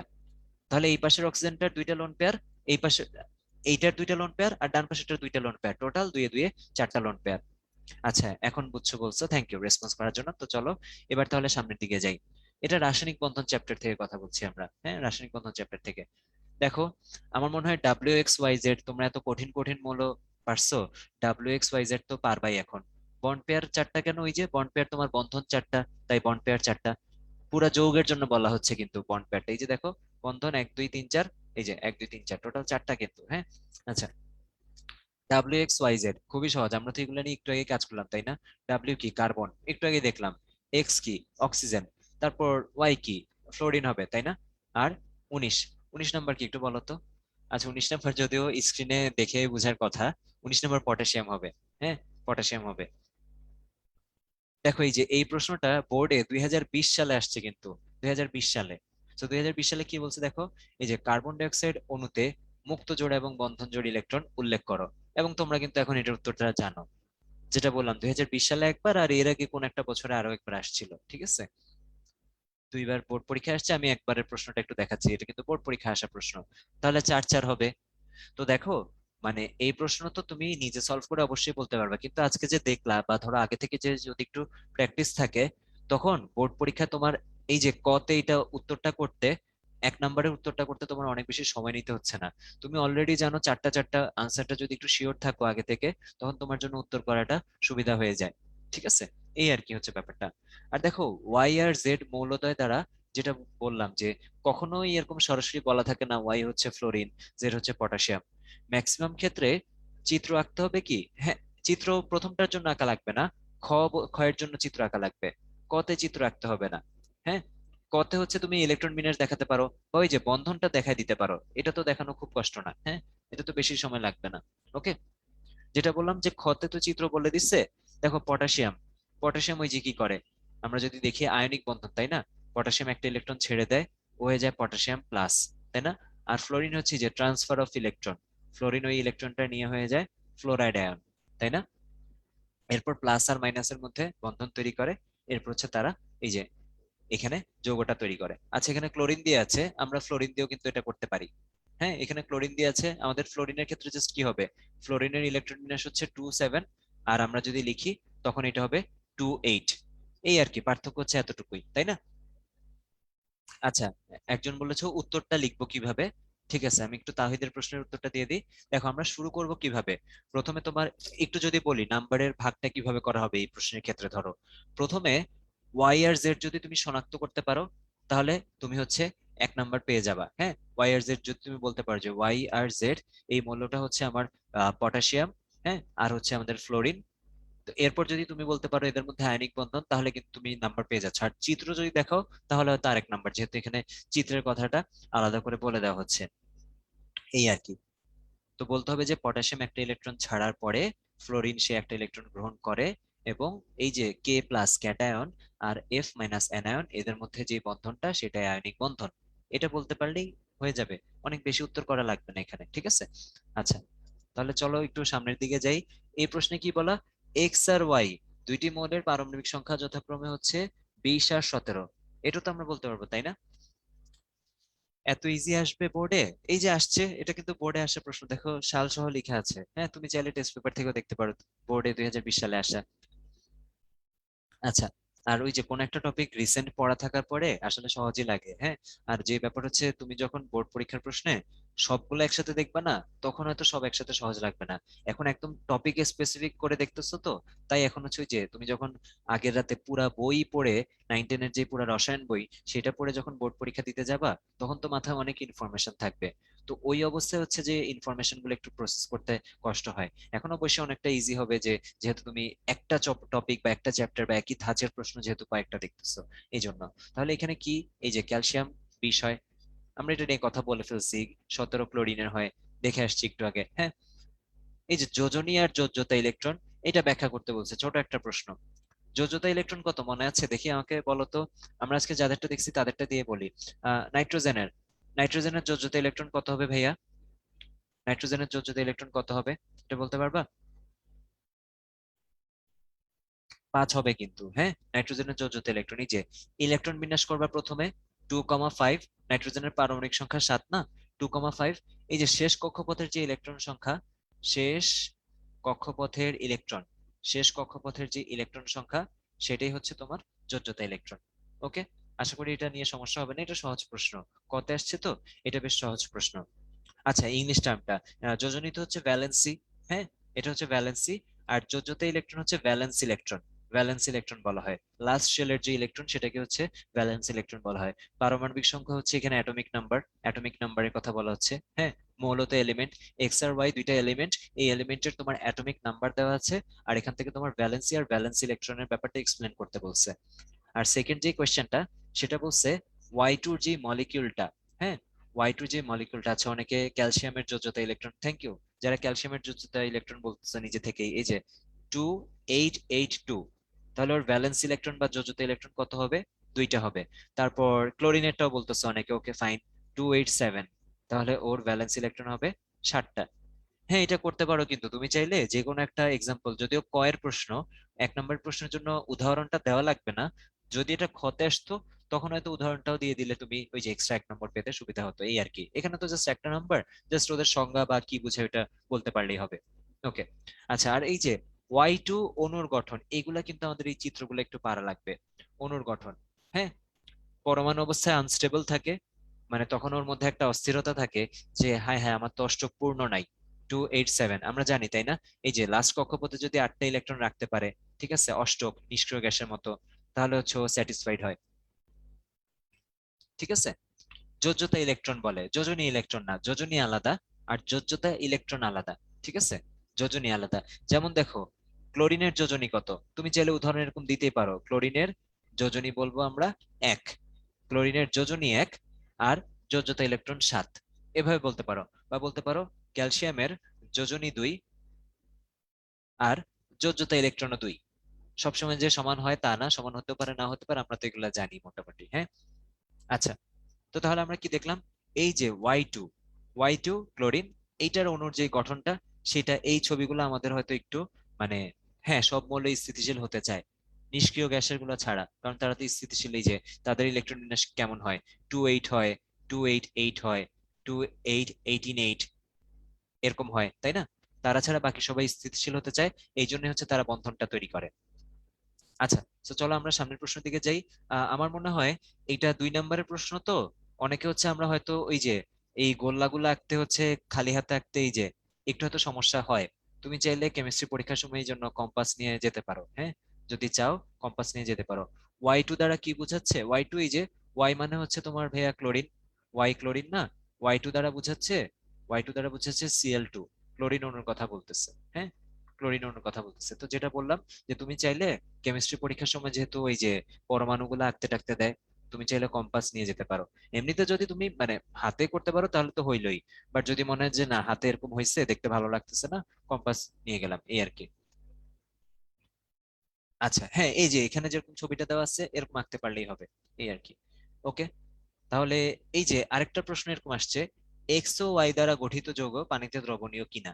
তোমরা তো বুঝেই গেছো যে এই যে ক্যালসিয়াম 2+ এইটা, আর হচ্ছে 2Cl-, ক্যাটায়ন আর অ্যানায়ন আছে, তার মানে চিত্রটাকে মাস্ট রাখতেই হবে। হ্যাঁ ভাই, এই যে এখানে বলে দিছে অনুগঠন প্রক্রিয়া চিত্র সহ ব্যাখ্যা করো, প্রশ্নে বলে দিলে লাগবে। হ্যাঁ, আমি জানি অনেকের মনে হচ্ছে বি তে মাত্র 2 নম্বরের প্রশ্নে চিত্র আঁকবো, এটা কেমন কথা, কিন্তু এই যে যদি প্রশ্নে বলে দেয় তখন চিত্র আঁকতে হবে, এই আর কি। আচ্ছা, এটা একটু দেখো, এই যে ক্যালসিয়াম 2+ আর ক্লোরিন 2-, এটা কি আয়নিক যৌগ, এটা কি একটা আয়নিক যৌগ, তাই না, আয়নিক যৌগ। তো দেখো, যদি না বলে, না বললে না দিলেও হবে, হ্যাঁ, না বললে না দিলেও হবে। কারণ কি 2 নম্বরের প্রশ্ন তো, আমারও মনে হয় যে 2 নম্বরের প্রশ্নে হয়তো চিত্র আঁকাটা ওইখানে মেইন ইম্পর্টেন্ট জিনিস না, 2 নম্বরের প্রশ্ন যেহেতু, ঠিক আছে। তো তখন চিত্র না দিলেও হবে, বাট যদি বলে দেয় তখন অবশ্যই দিতে হবে। আচ্ছা, এইটা তো বুঝছি সবাই যে ক্যালসিয়াম আর ক্লোরিন, এটা হচ্ছে ক্যালসিয়াম ক্লোরাইড, আয়নিক যৌগ। এবার তোমরাই বলো পানিতে দ্রবণীয় নাকি দ্রবণীয় না, তারপর আমি ফাইনালি বলে দিব যে প্রশ্নটা আমরা কিভাবে লিখবো। তুমি কিন্তু দ্রবণীয় নাকি দ্রবণীয় না এটা বলতে পারলে 1 নাম্বার পেয়ে যাচ্ছ। সো এটা হচ্ছে পানিতে দ্রবণীয়, এটা হচ্ছে পানিতে দ্রবণীয়। আচ্ছা যেমন ধরো ভাইয়া একটু বলি, এই প্রশ্নে তোমার চিত্র দেওয়া লাগবে না কিন্তু। হ্যাঁ এই যে দেখো গতে, এটা 3 নাম্বারের প্রশ্ন, এখানে কোথাও চিত্রের কথা বলে নাই, এখানে চিত্র দিতে হবে না। আমি চিত্রটা আগে থেকে এখানে রেখে দিচ্ছি যে তোমাদেরকে বোঝানোর জন্য। তো দেখো তুমি আসলে নাম্বার কিভাবে পাবা এখানে, তোমার প্রথমে এক কাজ করতে পারো, প্রথমে তুমি আয়নিক যৌগের সংজ্ঞা দিতে পারো, আয়নিক বন্ধনের সংজ্ঞাটা দিয়ে নিতে পারো, ঠিক আছে। তারপর তুমি বলতে পারো যে আচ্ছা ক্যালসিয়াম আর ক্লোরিন এইভাবে গঠিত হচ্ছে, চিত্র ছাড়া। এই যে তুমি বলতে পারো যে ক্যালসিয়াম 2টি ইলেকট্রন ছাড়ে, তারপর ক্লোরিন 2টা ক্লোরিন ইলেকট্রন নেয়। হ্যাঁ এগুলো বলে এরপর বলতে পারো ক্যালসিয়াম ক্লোরাইডের মধ্যে যে বন্ধনটা সেটা আয়নিক বন্ধন, তাহলে তুমি 2 নাম্বার পেয়ে গেলা। আর লাস্ট 3 নাম্বার অর্থাৎ আরো 1 নাম্বার যদি পাও, তখন হয়তো তোমার সেটার ব্যাখ্যাটা এরকম হবে যে আচ্ছা এদের মধ্যে হচ্ছে যে আয়নিক বন্ধন তৈরি হয় এবং আয়নিক যৌগ পানিতে দ্রবীভূত হয়, এই জন্য হচ্ছে যে এটা পানিতে দ্রবণীয় হবে। এই আর কি পুরো ব্যাখ্যাটা। কোন যৌগ পানিতে দ্রবণীয়? ওই যে আয়নিক যৌগ আর হচ্ছে কিছু পোলার যৌগ, কিছু পোলার যৌগ যেমন হচ্ছে এই যে ওই হাইড্রোজেন ফ্লোরাইড, ওর যেহেতু এই যে প্লাস মাইনাস থাকে, আংশিক প্লাস আংশিক মাইনাস থাকে, তাই ও কিন্তু পানিতে দ্রবণীয় হবে। যদিও সমযোজী যৌগ, তাও কিন্তু পানিতে দ্রবণীয় হবে, যেহেতু এই প্লাস মাইনাস এই ব্যাপারটা থাকে। আচ্ছা আবার একটু বুঝানোর কথা বলছে একজন, হ্যাঁ দেখো তোমার ব্যাখ্যাটা তাহলে কিরকম হবে। প্রথমে তুমি এক্স ওয়াই আইডেন্টিফাই করতে পারছো, ঠিক আছে। এক্স ওয়াই আইডেন্টিফাই করতে পারছো বলতে এক্স হচ্ছে তোমার ক্যালসিয়াম বলতে পারছো, আর ওয়াই হচ্ছে ক্লোরিন বলতে পারছো। তারপর আসতেছে তোমার যে আয়নিক যৌগের সংজ্ঞাটা দিতে পারো বা আয়নিক বন্ধনের সংজ্ঞাটা দিতে পারো। তারপর বলবা যে ক্যালসিয়াম যেহেতু 2টা ইলেকট্রন ত্যাগ করেছে, তাই ক্যালসিয়াম হচ্ছে ক্যাটায়ন, ক্যালসিয়াম 2+টা ক্যাটায়ন। আর ক্লোরিনের 2টা পরমাণু ক্যালসিয়ামের ত্যাগকৃত 2টি ইলেকট্রন গ্রহণ করেছে, এবং তারা দুইজন হচ্ছে অ্যানায়ন। তো ক্যাটায়ন ও অ্যানায়নের মধ্যে যেই আকর্ষণ ধর্মী বলের মাধ্যমে যে বন্ধন তৈরি হয় সেটাই কি আয়নিক বন্ধন। এরপরে বললা যে আয়নিক বন্ধন, আমরা জানি যে আয়নিক যৌগ পানিতে দ্রবীভূত হয় বা দ্রবণীয় হয়, এই জন্য হচ্ছে যে ক্যালসিয়াম ক্লোরাইড পানিতে দ্রবণীয়। এই আর কি, এতটুকু কথাবার্তা বলতে পারলেই হবে। তো এই তো আমরা আর কি হচ্ছে আজকে মানে অনেকগুলা কিন্তু আসলে দেখে ফেলছি, হ্যাঁ মোটামুটি অত বেশি সময় লাগে নাই, বাট ওই যে আমাদের পর্যায় সারণী আর রাসায়নিক বন্ধন, এই যতটুকু তোমরা এই সময়টা দিলে এর মধ্যে কিন্তু আমরা অনেক প্রশ্ন মোটামুটি দেখে ফেলছি। হ্যাঁ বোর্ড পরীক্ষা কিন্তু এরকম প্রশ্নগুলাই আসে তোমার এখান থেকে। আচ্ছা তোমার সাথে একটা জিনিস, ওই যে চিত্রটা বুঝো না, এই চিত্রটা এই যে দেখো, ওই যে ক্যালসিয়ামের শেষ কক্ষপথে 2টা ইলেকট্রন, এই যে 2882, এই দুইটা আছে না, এই 2টা ইলেকট্রনও ছেড়ে দেয়, তাহলে কি হয়ে যায়? ও ও হয়ে যায় 288, এই যে নিষ্ক্রিয় গ্যাসের মতো। ওর এই ছেড়ে দেওয়া 2টা ইলেকট্রন, এই 2টা ইলেকট্রন এই যে এক পাশে ক্লোরিনের কাছে গেল, আরেক পাশে আরেকটা ক্লোরিনের কাছে গেল, এই আর কি। আচ্ছা তোমাদেরকে ওই যে একটা ওয়েবসাইট দেখাবো বলছিলাম, তুমি চাইলে পিরিয়ডিক টেবিল নিয়ে ওখান থেকে আরো কিছু জিনিস দেখতে পারো বা নিজে এক্সপ্লোর করতে পারো। এই যে এটা হচ্ছে ওই যে পিরিয়ডিক টেবিলের ওই ওয়েবসাইটটা, ঠিক আছে। আচ্ছা ফাইজা, থ্যাংক ইউ। হ্যাঁ হ্যাঁ লিংক দিয়ে দিচ্ছি আমি। আগে একটু দেখো, এই যে আগে একটু এখানে দেখো, এটা চাইলে ওই যে তুমি সাদা ভার্সনে দেখতে পারো, এই যে একটা চাঁদের মানে কি বলে আইকন আছে, চাঁদের আইকন আছে একটা, নাইট মোড অন করে কালো ভার্সন দেখতে পারো, তোমার ইচ্ছা। অনেক স্মার্ট একটা ওয়েবসাইট, এটা তুমি চাইলে নিজে এক্সপ্লোর করতে পারো। এই যে দেখো পুরো পিরিয়ডিক প্রপার্টি, ধরো আমি ধরলাম গ্যাসের মধ্যে ধরি, তাহলে দেখো যেইগুলা গ্যাস রেড কালার দিয়ে মার্ক হয়ে আছে, হ্যাঁ। তারপর ধরো আমি ধরি হচ্ছে এই যে ট্রানজিশন মেটাল, যেগুলো ট্রানজিশন মেটাল ওগুলোর মধ্যে, তারপর ধরো এই যে নন মেটাল, নন মেটালে ধরলে নন মেটাল গুলা মার্ক হয়ে আছে, এরকম আর কি। আরো অনেক কিছু, এই যে দেখো ভাইয়া তুমি যদি প্রপার্টিজে ক্লিক করো, তখন এদের অনেক টাইপের প্রপার্টি তুমি জানতে পারবা, যেগুলো এখন হয়তো তোমার মুখস্থ করা লাগবে না বা ওইভাবে জানা লাগবে না, কিন্তু একটু এক্সপ্লোর করলা, এই আর কি। বয়েলিং পয়েন্ট, মেল্টিং পয়েন্ট মানে গলনাঙ্ক স্ফুটনাঙ্ক, ইলেকট্রোনেগেটিভিটি মানে তড়িৎ ঋণাত্মকতা, বা এনার্জি লেভেল বা ইলেকট্রন বিন্যাস কত, সেটা তুমি মানে তোমাদের অনেক সময় মনে হয় অনেক বড় একটা মৌলের ইলেকট্রন বিন্যাস কত হবে, তো তুমি হয়তো নিজে ট্রাই করলা, ধরো ল্যান্থানাইড ইলেকট্রন বিন্যাস ট্রাই করলা, এরপর হচ্ছে এখান থেকে দেখে নিলা আচ্ছা ইলেকট্রন বিন্যাস হচ্ছে 28 18 18 92, এরকম চেক করে নিলা, ক্রস চেক করে নিলা। এরকম এই যে আইসোটোপ দেখা যায়, হ্যাঁ অনেক কিছু আর কি এখানে দেখা যায় এদের। এই যে দেখো আইসোটোপের ব্যাপারটা দেখাই, আমি যদি আইসোটোপ হাইড্রোজেনের উপরে ক্লিক করি, দেখো হাইড্রোজেনের যেই কয়টা আইসোটোপ আছে সবগুলো চলে আসতেছে, এরকম অনেকগুলো চলে আসতেছে, অক্সিজেনেরও অনেকগুলো আইসোটোপ এরকম চলে আসতেছে। এই আর কি, আমরা একটু ওয়েবসাইটটা দেখবো, এবং ওই যে যখনই কোনো কোয়েশ্চেন আসবে পর্যায় সারণীর ব্যাপারে বা কোন একটা মৌলের ব্যাপারে, তোমার অন্য কাউকে জিজ্ঞেস করতে হবে না, তুমি হচ্ছে নিজে ওয়েবসাইটটাতে যাও, নিজে একটু এক্সপ্লোর করো, দেখবা তুমি এই ইনফরমেশন যতটুকু বেসিক দরকার আশা করি সেটা পেয়ে যাবা। এই যে আমি এখানে লিঙ্কটা শেয়ার করে দিয়েছি, দেখো চ্যাট বক্সে পেয়েছো নাকি, লিঙ্কটা দিয়ে দিচ্ছি আমি। আর তোমাদের সাথে একটু জাস্ট বলে নিই যে আশা করি তোমরা রুটিন অলরেডি দেখেছো। তোমরা হচ্ছে যারা আমাদের এই যে তৃতীয় পর্বের যারা আছো, তাদের কিন্তু এই যে তৃতীয় পর্বের ক্লাস শুরু হচ্ছে 26 সেপ্টেম্বর থেকে। আগের মতোই টোটাল ক্লাস হচ্ছে 34টা থাকবে, ডেইলি লাইভ এক্সাম, প্র্যাকটিস এক্সামও থাকবে, হ্যাঁ লাইভ এক্সামের পাশাপাশি। আর এই যে পর্ব মূল্যায়ন পরীক্ষা 2 সেট। সো তোমাদেরকে জাস্ট একটা এক্সট্রা জিনিস যেটা হয়তো অনেকেই জানো না বা হয়তো খেয়াল নেই সেভাবে, আমি একটু শেয়ার করি। এই যে আমাদের রুটিনটায় যদি যাই, রুটিনটা তুমি খেয়াল করবে, এই যে তৃতীয় পর্বের রুটিনটায় যদি যাই, একটু দেখো এখানে তোমাদের, তুমি কিন্তু শনিবারে যে উইকলি এক্সাম গুলো হবে সেটা কিন্তু চাইলে তোমার আশেপাশে উদ্ভাসের কোন একটা ব্রাঞ্চে এসে পরীক্ষাটা দিতে পারবা। মানে তুমি হচ্ছে অনলাইনে ক্লাসগুলো করতে পারবা, এবং অফলাইনে বড় যে পরীক্ষাগুলো, ডেইলি এক্সাম গুলো তো ছোট ছোট এক্সাম, 10 মিনিটের এক্সাম, নিশ্চয়ই তুমি এই 10 মিনিটের এক্সাম এসে মানে বাসা থেকে কষ্ট করে আরেক জায়গায় যে পরীক্ষা দিবা না। বাট যেহেতু উইকলি এক্সাম গুলো একটু বড় এক্সাম, এখানে তোমার 2.5 ঘন্টার পরীক্ষা হচ্ছে সিকিউ, বা তোমার 20 মিনিট হচ্ছে এমসিকিউ, প্রায় 3 ঘন্টায় বলা যায়। তুমি চাইলে এই এক্সামটা ব্রাঞ্চে এসে দিতে পারো। এই যে এখানে তো লিস্ট গুলো দেওয়াই আছে, বিভিন্ন ব্রাঞ্চের নাম্বার, ব্রাঞ্চে ফোন দিয়ে কনফার্ম হয়ে নিতে পারো যে কখন পরীক্ষা দিতে আসবা, এই ব্যাপারগুলো তুমি জেনে নিতে পারো, ঠিক আছে। আর এই যে বিস্তারিত রুটিন তো দেওয়াই আছে, আমি হচ্ছে রুটিনটাও একবার চ্যাট বক্সে শেয়ার করে দিচ্ছি। এই যে রুটিনটাও শেয়ার করে দিলাম। আর হচ্ছে দেখো, আর এই যে উইকলি এক্সাম আর পর্ব মূল্যায়ন এক্সাম যেটা, সেটাও মানে পর্ব মূল্যায়ন নিশ্চয়ই বেশ বড় একটা এক্সাম, তাই না? হ্যাঁ, একই টাইপের, 3 ঘন্টা, প্রায় 2 ঘন্টা 50 মিনিটের এক্সাম। সো এই এক্সাম গুলো তোমরা চাইলে ফিজিক্যালি ব্রাঞ্চে এসে দিতে পারো, তোমার আশেপাশে উদ্ভাসের যে ব্রাঞ্চ গুলো আছে সেখানে, এই যে নাম্বার গুলো তো দেওয়াই আছে। হ্যাঁ, আচ্ছা, তাহলে আমরা তৃতীয় পর্বে দেখলাম, এবার হচ্ছে পঞ্চম পর্বের যারা আছো তাদের জন্য একটু রুটিনটা শেয়ার করে দিই। এই যে পঞ্চম পর্বের রুটিনটা তাদের জন্য একটু শেয়ার করে দিচ্ছি আমি চ্যাট বক্সে। আশা করি এতদিন ধরে তোমরা যারা ক্লাস করছো তোমরা তো অনেক কিছুই রুটিন কিভাবে দেখতে হয় কি করতে হয় এগুলো জানো। তাও একটু আমি দেখে দিচ্ছি, এই যে লেকচার প্ল্যান গুলো একটু দেখে নিও। হ্যাঁ, যে কোন দিন কোন লেকচার পড়ানো হবে সেটার ব্যাপারে একটু আইডিয়া নিয়ে নিও, তাহলে হয়তো ক্লাস করার সময় একটু সুবিধা হবে। আচ্ছা, রুটিন তো আমরা দেখলাম। আর ফাইনালি একটা কথা যেটা বলতে চাই, যে তোমরা হচ্ছে এই যে ক্লাস লেকচারের পর কিন্তু প্রত্যেকটা টপিক নিজে বুঝে পড়া এবং নোট করার প্রয়োজনীয়তাটা খুবই ইম্পর্ট্যান্ট। আমরা অনেক সময় যে ক্লাস করে অনেক টায়ার্ড হয়ে যাই, হ্যাঁ, ক্লাস করে এত টায়ার্ড হয়ে যাই, দেখা যায় যে ওই টপিক আর পড়তে ইচ্ছা করতেছে না আমাদের, তাই না? এরকম কিন্তু হয়, আমি জানি যে এই বয়সেও হয়, বা যখন ছোট ছিলাম তখনও হতো যে ক্লাস করেই অনেকটা টায়ার্ড হয়ে গেছি, হয়তো ওই টপিক আর ধরা হচ্ছে না, মনে হচ্ছে আচ্ছা ডেইলি এক্সাম তো পরের দিন 10 নম্বরের, এইটা হয়তো ক্লাসে যা পড়ানো হয়েছে, ভাইয়া যা পড়াইছেন সেটুকু পড়ে দিয়ে দিব। কিন্তু এই যে এখন তো স্কুলও খোলা আমাদের, তাই অনেক ব্যস্ততাও থাকে, হয়তো স্কুলে সপ্তাহে 2 দিন যেতে হয়, এই জন্য হয়তো আগের থেকে একটু টায়ার্ডও বেশি হই, সবই ঠিক আছে। কিন্তু তাও এইসব ব্যস্ততার মধ্যে বা মাঝে মাঝে একটু যদি পড়তে কম ইচ্ছা হয়, তাও একটু চেষ্টা করব যে আমরা লেকচার পর নিজে একটু বুঝে নোট করা। মানে নোট করা বলতে কিন্তু এটা না বই থেকে দেখে টপিকটা হুবহু তুলে ফেলা, তা কিন্তু না। তুমি বইতে তো ইনফরমেশন আছেই, সবকিছু তোলা লাগবে না। তোমার জন্য যে ইনফরমেশন গুলা মনে রাখা জরুরি, কি ইনফরমেশন গুলা, সেগুলো কিন্তু তুমি লিখে রাখতে পারো, সেগুলো নোট করে রাখতে পারো।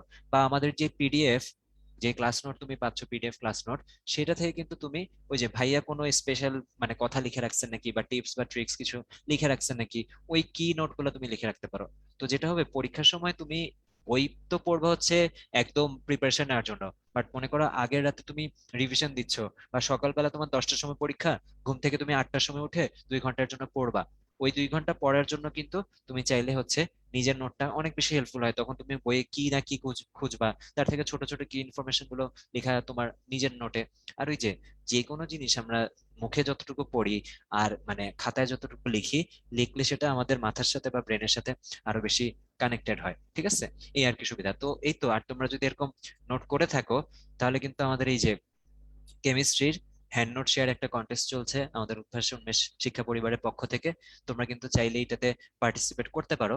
কে কে এই কন্টেস্টের ব্যাপারে শুনছো আমাকে একটু চ্যাট বক্সে জানাও তো। তোমরা কি অলরেডি শুনছো এই কন্টেস্টের ব্যাপারে? তোমরা কিন্তু চাইলে পার্টিসিপেট করতে পারো। আচ্ছা, অনেকেই শুনছে দেখা যাচ্ছে। তো দেখো, একটা ফেসবুক গ্রুপও কিন্তু আছে। অনেকে হয়তো ফেসবুক ইউজ করো না, সমস্যা নেই। তুমি চাইলে আঙ্কেল আন্টির যে ফেসবুক অ্যাকাউন্ট, হ্যাঁ বাবা মার যে ফেসবুক অ্যাকাউন্ট, সেখান থেকেও তুমি চাইলে জয়েন হয়ে থাকতে পারো, এখানে লিঙ্ক দেওয়া আছে।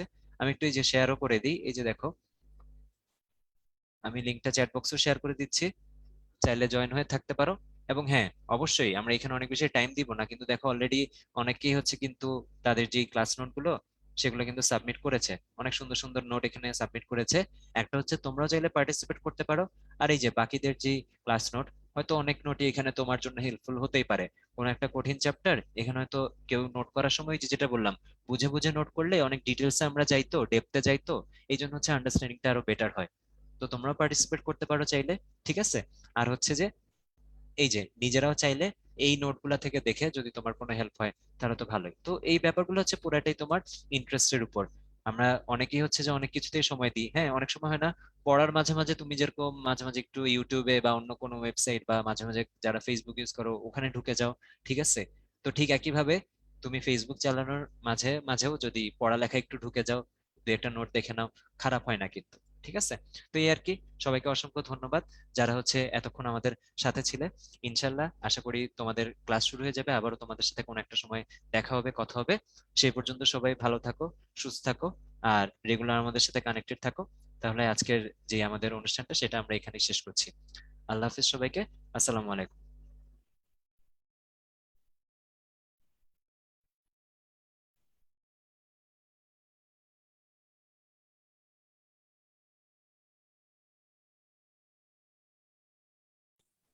ঠিক আছে স্টুডেন্ট ভাইয়া, পুরো আমরা তাহলে হচ্ছে আজকে শেষ করি।